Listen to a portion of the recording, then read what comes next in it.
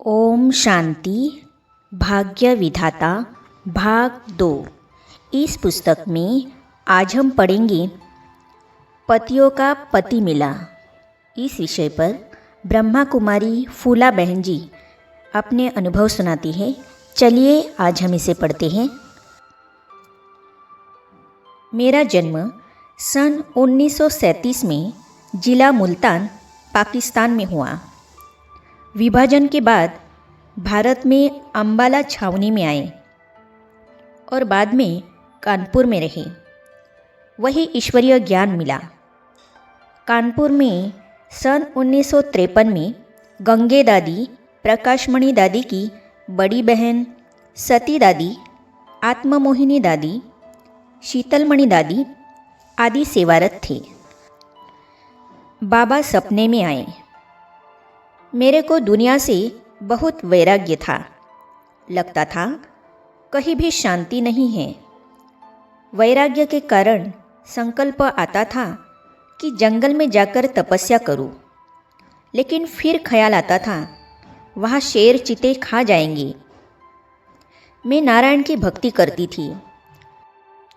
मन ही मन उनको कहती थी, मुझे इस दुनिया से दूर ले चलो, पर मालूम नहीं कहाँ ले चलो। एक रात सपने में मैंने सफ़ेद वस्त्रधारियों की बड़ी सभा देखी और एक वृद्ध को संदली पर बैठे देखा। उन्होंने मुझे एक लोटा दिया और कहा, इसे साफ कर लाओ। मैं साफ करने ले गई। वृद्ध बोले, और चमका कर लाओ। मैं ज़्यादा चमका कर ले गई और उनसे कहा, हमने ज्ञान तो सुना ही नहीं। वृद्ध ने कहा, ज्ञान आपको फिर सुनाऊंगा।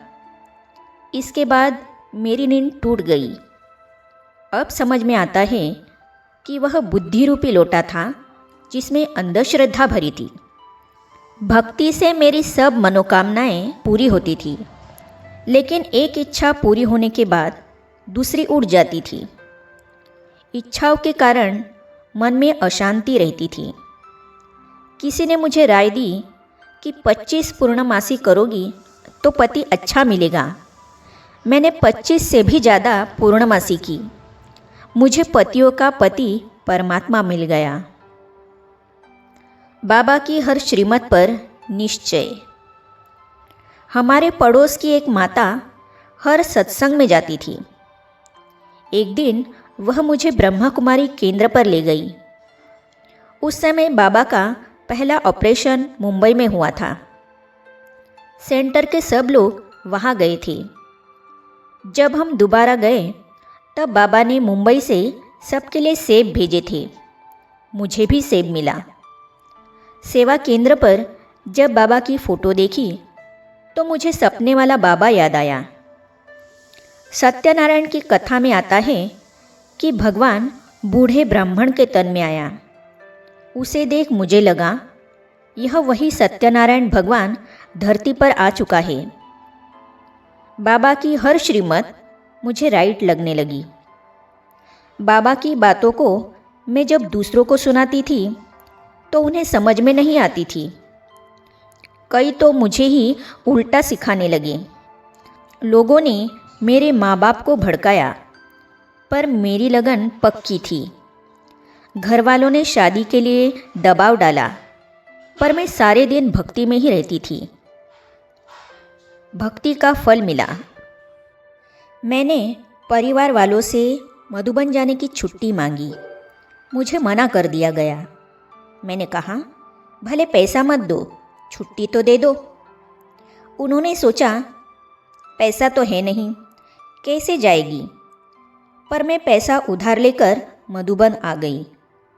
फिर सिलाई करके सारा उधार उतार दिया। 1 मास मधुबन में रही। मम्मा बाबा का हाथ पकड़कर घूमने जाती थी। वापस गई तो रात भर तपस्या करती थी और कहती थी, बाबा आपने अपना बनाया, फिर यहाँ क्यों रखा है। मेरा मन करता था मैं उड़कर बाबा के पास चली जाऊँ।